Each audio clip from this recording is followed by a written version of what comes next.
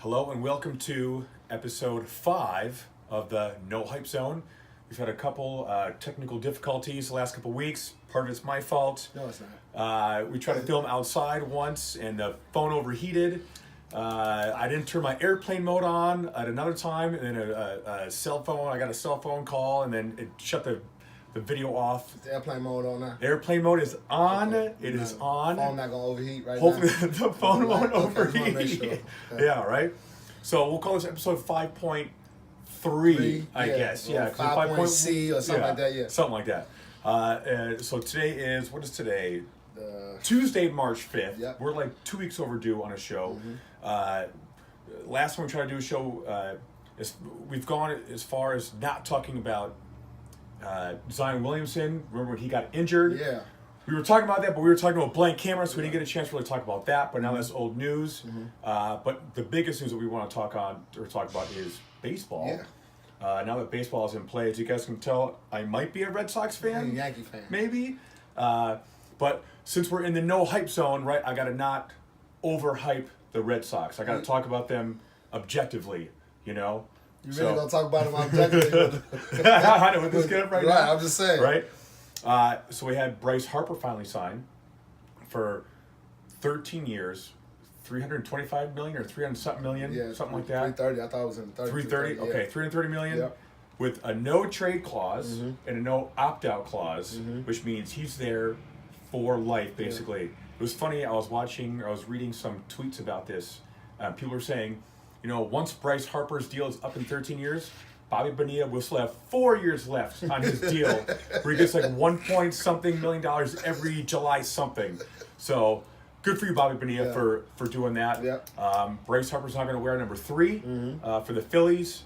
I don't know how much say he had into going to Philadelphia, because I saw another report where like the Giants were like, hey, we'll offer you like 12 years for like, it was like the same amount, or like 10 years for the same amount of $35 million a year or whatever it is, and he turned that down still, which is crazy. So hopefully Philly works out for him, but no opt-out and no trade clause. That's a long time. Yeah, he had to be dedicated. He had the Dodgers trying to give him a shorter deal. Yep. He definitely wanted to sign for long term. I'm assuming that he's just going to be a lifelong Philly, be in the front office and just have everything, be a Philadelphia icon. I was told that they was even trying to compare him, like he's going to be like, you know, bigger than Allen Iverson was in Philadelphia. And Iverson's endorsing him now. Yeah, so you got all the Philly icons just coming through, you know, welcome him to the city. And that's good for him. I mean, Bryce Harper's a good player. He's a good player at Washington. I love the fact that he's got the $300 million. Machado got the $300 million. So that's what we're dealing with. Matt, if I ever have kids one day, I'm teaching them how to be a baseball player. Because that's where the money is at, you know? My goodness, good for these guys. Yeah, it takes a lot of perseverance to play baseball. And you know, once you can get past that, you know, all the little levels that you got to get through from AAA to getting called up and then hopefully getting that opportunity to stay in the lineup. You know, I don't want to say points because Patrick is not here. You know, like I say, I know, right. Once you show yourself being a person who's just a guy who can bring in those runs, you know, sky's the limit because you know everybody wants to come have a good day at the ballpark, and you know you draw the fans in. So good for Harper. Yeah, and it's a home run hitting league now. I know Bryce Harper's numbers were down last year, but hopefully he can bring his numbers back up to normal. And speaking of home runs, how do you feel about bat flips? I don't have a problem with the bat flips. Okay. I to be honest with you, I like drama in sports. I don't like the drama when it gets personal, but I like the competitive banter between opponents. The bat flips, don't be offended. You know, the guy hits a home off you, don't give up that homer. That's just the way I think about it. Next time, you don't give it up. Trying to retaliate and you know, I understand pitching inside, and if we have Patrick here, we can break that down a little bit more. I understand pitching inside, don't stand so close to the plate. You know, all these things can be avoided by just not doing it that time. Think of a basketball player. If I'm going to hit you with a crossover and your ankles is stuck there on the ground and we need to call, you know, the ambulance because you're sitting there looking like, oh, I've fallen and I can't get up. you just make sure you play better defense next time. So as far as I'm concerned, baseball needs that backflip, and they need all that drama to make me get into the game. Yeah, absolutely. Like, as long as you're not like showing up a pitcher, like, I'm cool with that. You can, a little flip or like a little something, like a little pizzazz, a little bit of flair. Yeah. I know the biggest knock on some of these baseball guys is that they have no personality. So people can't relate to them. Football, you can score a touchdown, you can do all the celebrations. Hockey, you can, high five everybody to jump over your stick and do all this, crazy celebration. Basketball, you hit a big three and you got the three ball and the all that stuff, which is cool.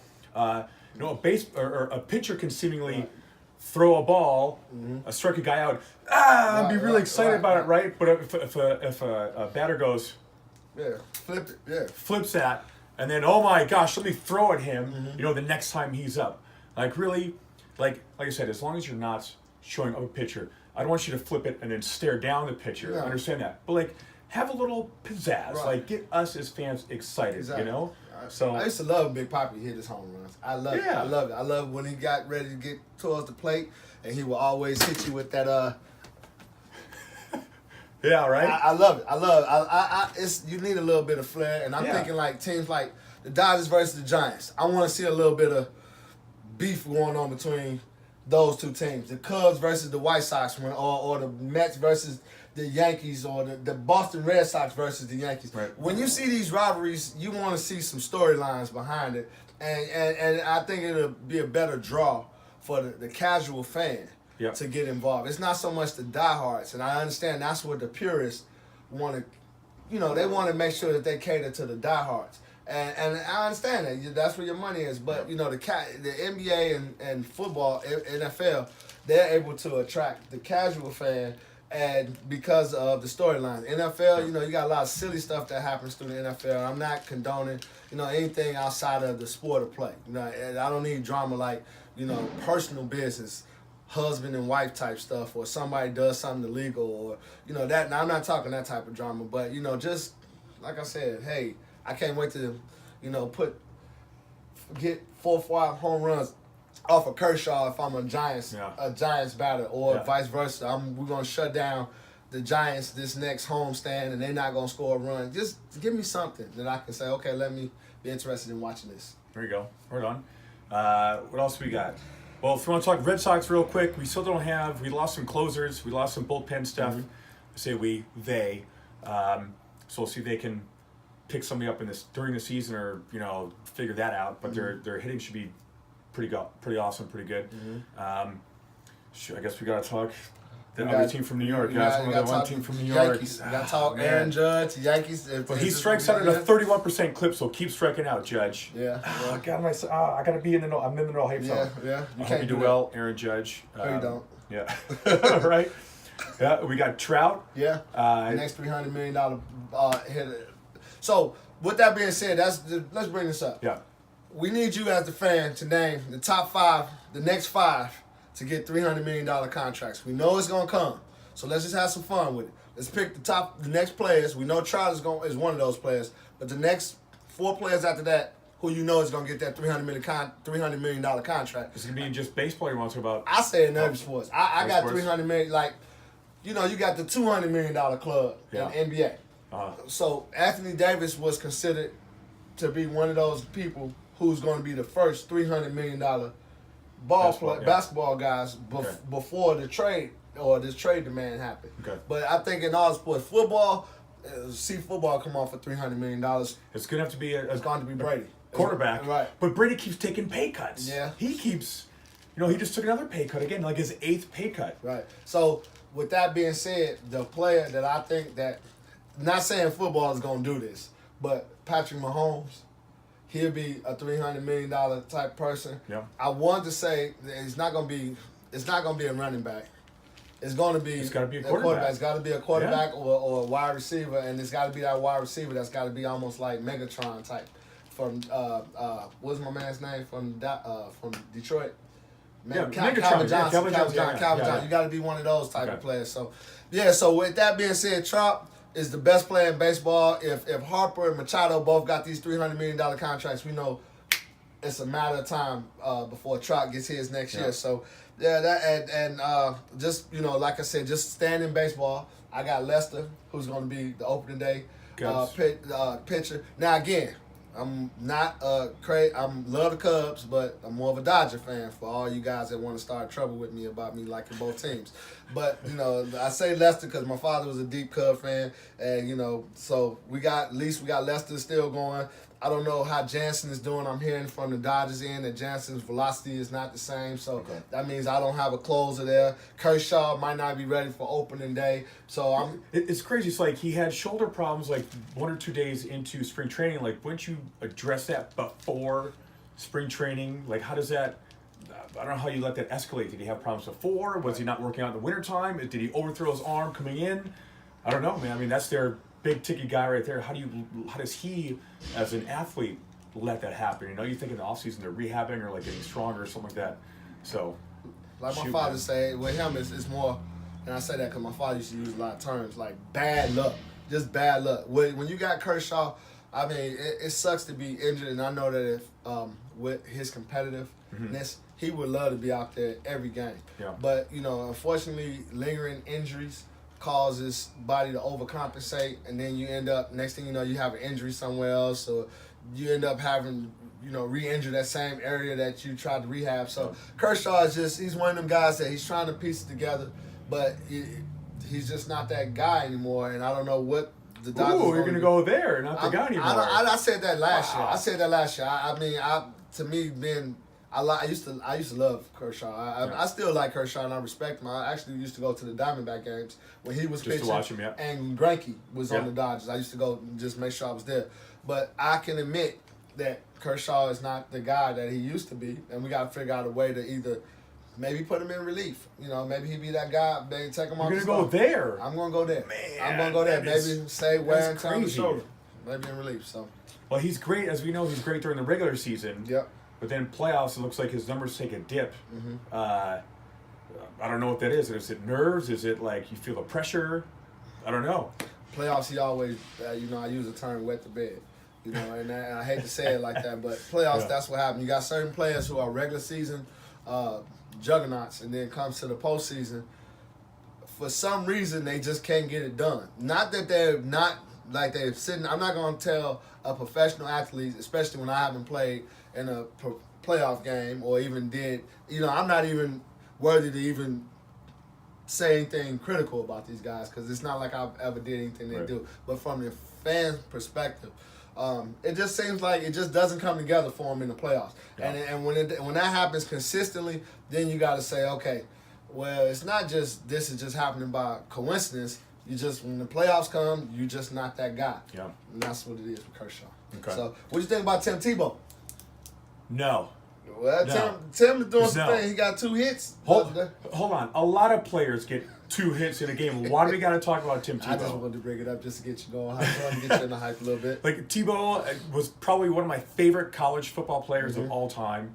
And then, for me, the media made me not like him. Yeah, I agree. He got so overhyped and so overblown because the media was trying to make him into something that he wasn't, I feel like.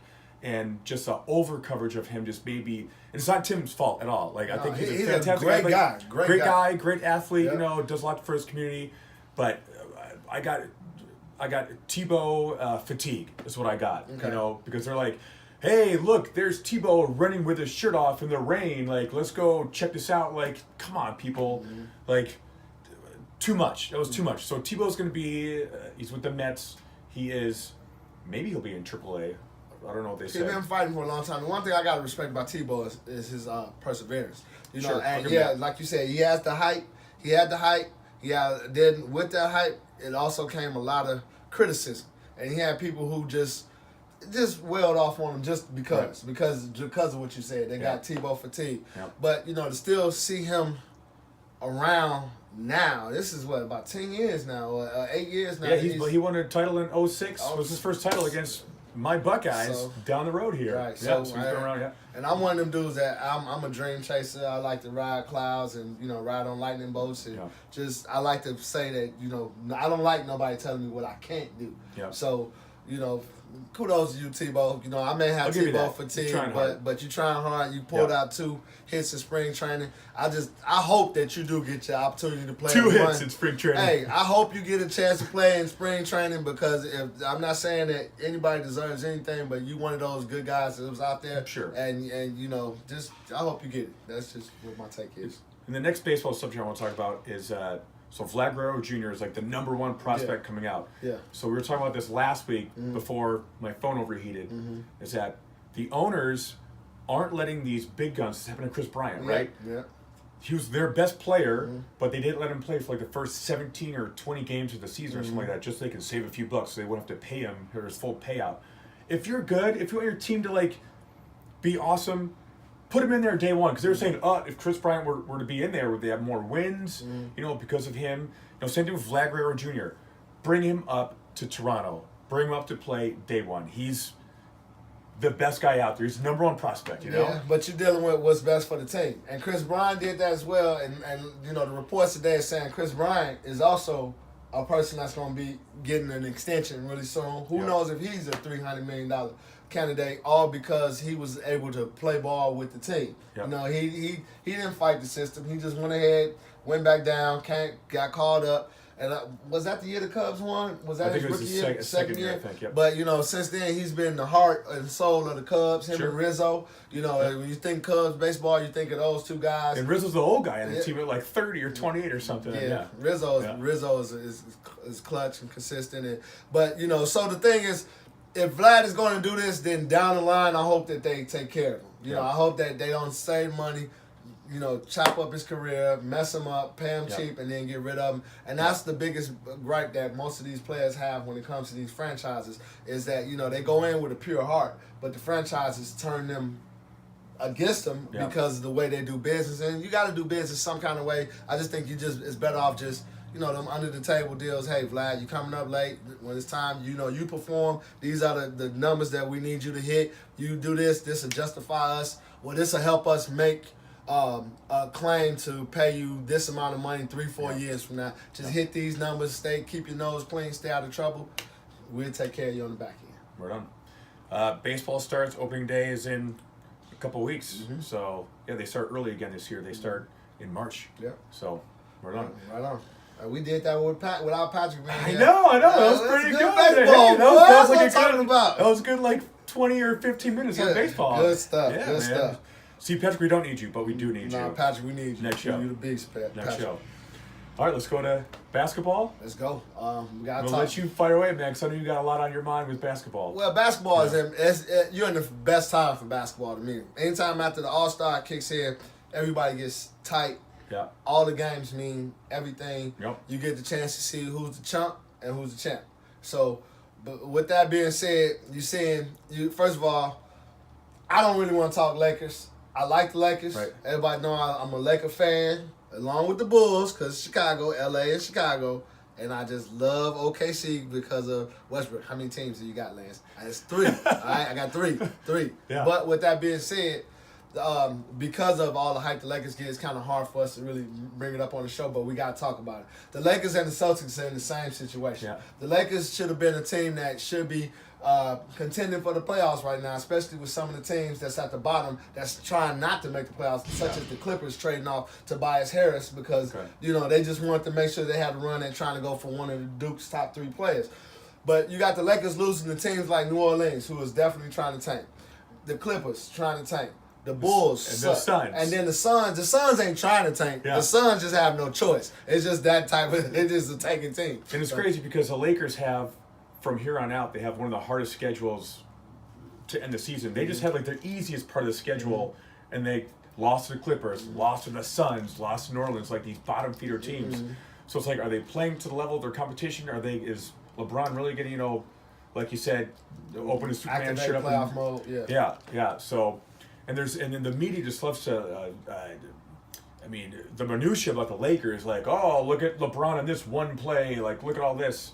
You know, they're really dissecting. They're overly dissecting the Lakers, in my opinion. You know, just let the guys play. But that's their job. That's their job. But they got to do that because and me and you talked before the show started, when you got players calling out other players, and you see that you're doing the same exact thing. You know what's Talking about Kyrie? Yeah, Kyrie. Okay. And, I mean, me and you and I are trainers. Right. If we sit here and tell one of our clients to do a push up or a bench press, we got to demonstrate it. Right. And when we can't demonstrate it, that just takes the confidence away from the client that we're working with, because they don't think they're going to be successful if we can't do it and we're trainers. Right. So when you got a player like LeBron who he's not playing defense. Now, I contribute that to him being injured. I contribute that to him coming back. Again, the same thing, the same argument I made for Russell Westbrook, trying to get back into the sync of everything, especially when you're injured. You can't play at 100% because your body just won't let you do it. You're at 80%. The mind is probably at 100%,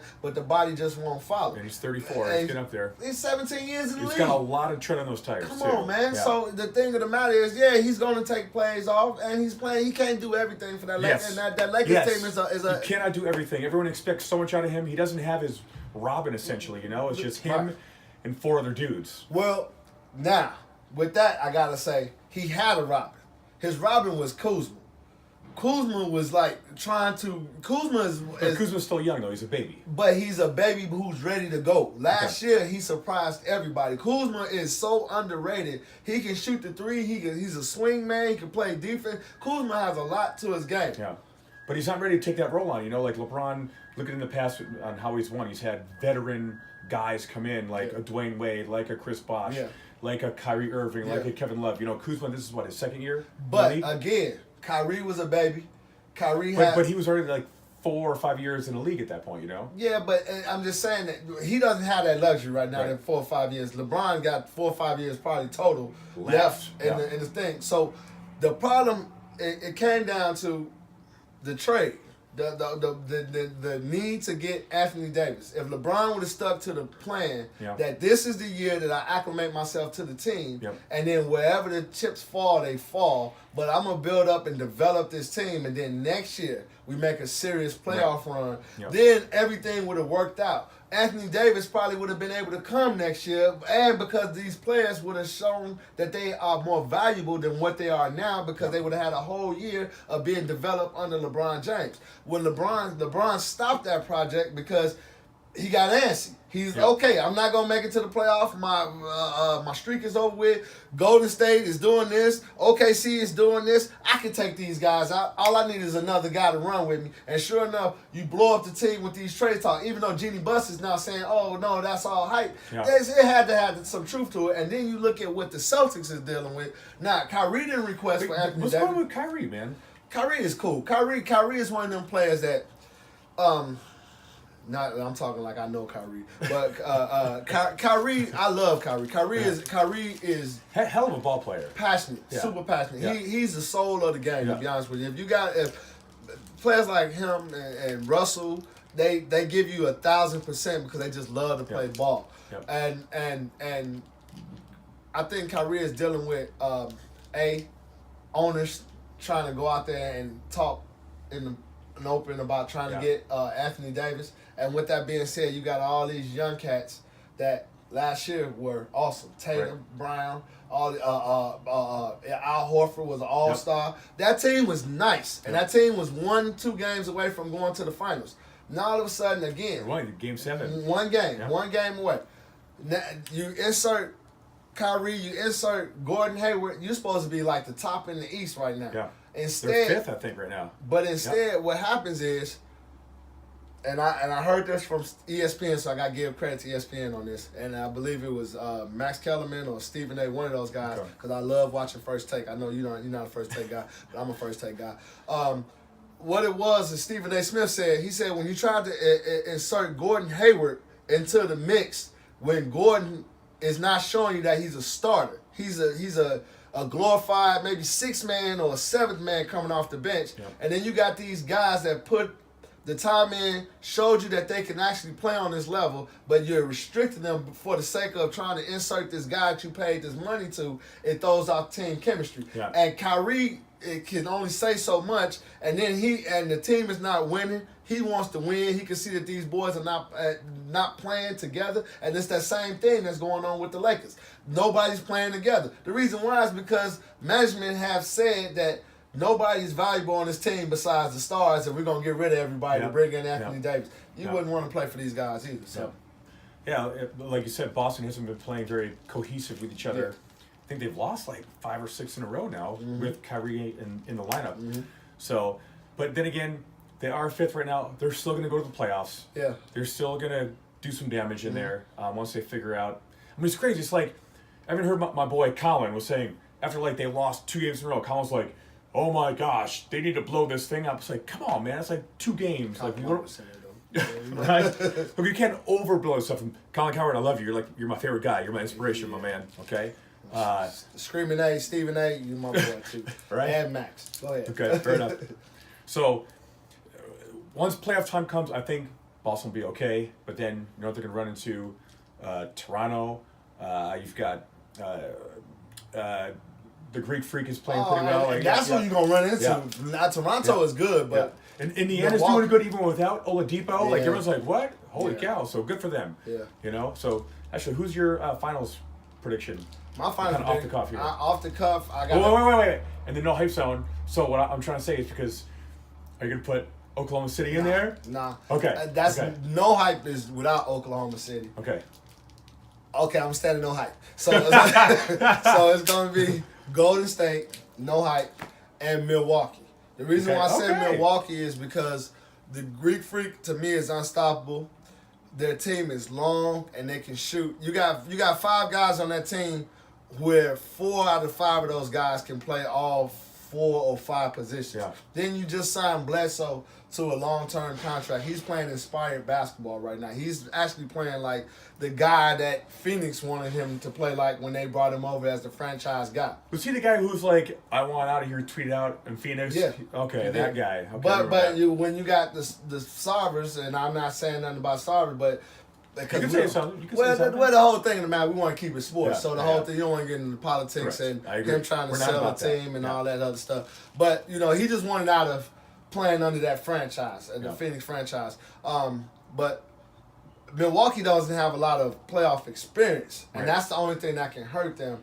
Whereas Kawhi, being in Toronto, Kawhi has championships under him. Danny Green has championships under him. Right. That team makeup, you even got Serge, who has a lot of playoff experience. So they can definitely come at him. And then if Boston gets hot and they can bring together, I still think Boston is the best team as far as talent-wise in the East. I don't think that right now that they're going to come out the East. Now, in my hype, I really truly believe that if Paul George is back to his flow, the baddest boy on the planet right now. Again, I'm in the hype. Truly in the hype. I've been waiting to say this. OKC can get Golden State. As crazy as that is, OKC's defense is in a 7-game series. In the 7-game series with an inspired Russell who decides to shoot only 5 shots a quarter, 20 shots a game because they win 87% of their games when he shoots under 20 shots a game, and he gets a triple-double. If he can, like my brother-in-law texted me yesterday, he said, we don't need scoring Russ, we need passing Russ. Again, I'm not going to make I can agree with that. We need passing Russ. I can agree with that. My brother-in-law is pretty smart. He's a lawyer. He knows his stuff. But anyway, with that being said, I agree. To me, I'm Billy Donovan. Russell, you got 5 shots this quarter. If you want to shoot 2 threes, 1 shot from the inside, layup, that's it. You got a 5-shot quarter every quarter. And smart shots, too. Don't dribble the ball down the court and then jack up a 3 with 21 seconds left on the 24-second clock. Right. So smart shots, too, you know? Right. Yeah, well, that fast twitch. It's fast twitch all over for Russell, even in the Excuses for him. Excuses of course. I got you, Russell. I told you come to Phoenix. I want to holler at you.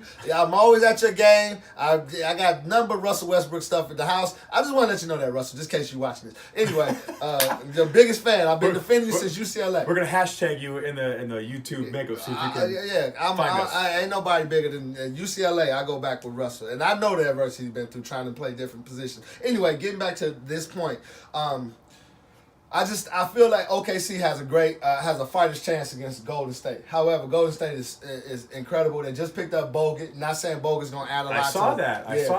It's like barring like some medical examiner or something like that or whatever, but they're going to pick him up anyway.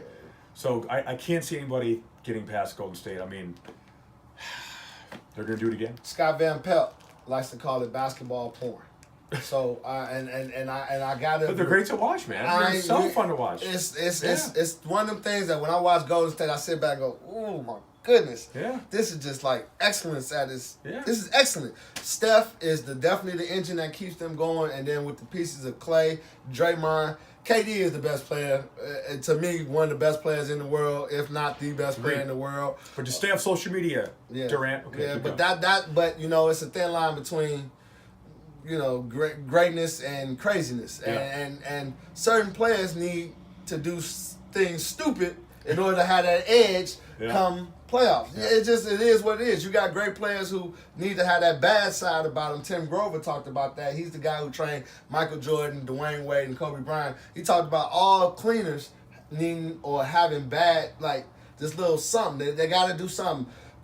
You know, I'm not going to go into what these guys have done in the past, but Jordan had his vices. Sure. Kobe had his vices. Yep. Dwayne had his vices. All these players, everybody all had a vice, but they all was geniuses of the sport. Sure. So, you know, when very cerebral. You know, so it just comes with the territory. So KD being on social media, you know, as long as it's relevant when he's talking about, it's cool. You know, it is who it is. And again, that drives the sport. You think about it. You always got something to say about the NBA, whether it's good or bad, crazy. Yeah. I had Ray in here a couple of minutes ago talking about, hey, you know, it's LeBron and AD is going to have a team all by themselves because him being just a casual fan, he knows the storyline of what's going on in the NBA, which makes him want to watch the Lakers, which makes him want to watch New Orleans. Yep. You need that in baseball. You need that in hockey to make you want to watch. Yes, totally agree.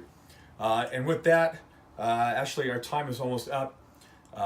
We want to talk about a hashtag that we have. We're talking about the GOAT hashtag. So everyone keeps talking about the GOAT, greatest of all time, but Lance came up with GOTE, which is greatest of this era. I think we came up with it. We speak French. We did that together. So fair enough. Fair enough. I think Seth did it, and he's giving me credit for something that he did it. Okay. Fair enough. So we want you guys to tell us who your GOATs, because, you know, it's like, hey, Kareem Abdul's the best. No, Jordan's the best. No, Wilt's the best. No, Kobe's the best. No, the best. You know, LeBron's the best. So Wilt, greatest of his era. Was he the greatest of his era? Was it Bill Russell? Or Bill Russell, greatest of his era. His era. You know, Michael Jordan, the greatest of his era. Definitely. And beyond. You know, Kobe, you know, was great. Tom Brady, greatest of Tom Brady, right. I mean, Wayne Gretzky, the greatest of his era. Yeah. Then you had, after him was, what's my boy from Pittsburgh? Sidney. No, not Sidney. Oh, Mario. Super Mario. Yeah. Yep. So, you know, we got a bunch of GOATs, and I think that this will kill the argument because you got LeBron now approaching Michael Jordan's record right now. Sure. And again, they want to bring up, let's compare Jordan to LeBron. When it's not fair to LeBron. Agreed. And Michael he doesn't need to even talk about what Michael is the GOAT. Playing in my eyesight, in my era. Right. But it put him in today's game, he would still hold his own. Would he be able to be the GOAT? We don't know. And that's something that we can't even debate. So keep him in his era. So for going forward, you know, I don't care if it's NASCAR, I don't care if it's blade sharpening. There's a GOAT of every era. Curling. And you got cats like Serena right now, or Serena may not be the GOAT of this era, but 5-6 years ago, she was definitely in the GOAT. Yeah. Tiger was the GOAT. Now you don't know if you got Dustin Johnson, you got Sergio, you got all these guys, these golfers that's coming up, left and Ricky Fowler. You got all these guys that's coming up that, you know, you can't sit around there and compare these guys to Tiger and this older guy. So yeah, we need to do a GOTE, go to this era. It doesn't matter what sport it is, it can be ping pong, just or dodgeball. You know, if you can dodge a wrench, you can dodge a ball. We just want to know who you admire because Seth and I are crazy sports fan. We talk sports 24/7, and we. That's how we say hi. Hey, did you see Dwayne Wade's game winner last night? Much. Yeah, it was pretty sweet. Okay, later, bro. Yeah, that's how we say hi in the morning. That's you know. Exactly right. Or you know, did the OKC win last night? And I'm sitting here doing like this. No, I had to stay up until 11 o'clock, and they lost in overtime. And I don't want to talk about Russell's shot selections and none of that other stuff. So that's how we speak. That's how we say hi all the time. Right. Fair enough. Do you want to do a show on Saturday? Definitely. We got to. Yeah, no, we got to catch up. We got to catch up. So we got 4 days to catch up. 4 days of sports between now and Saturday. I can do. I'm not doing Let's the do yard it. sale. Let's do So it. You sure? we're not, I'm Do I pretty need sure. to ask permission? Yeah, right. Yeah. So let's do a show on Saturday. Let's do it. We'll talk more. Let's do it. Good stuff. Let's do it. Oh man. Yes, sir. Okay. Thanks for watching, and tune in next time to the Yes, No Hype yes. Zone. Yes, yes.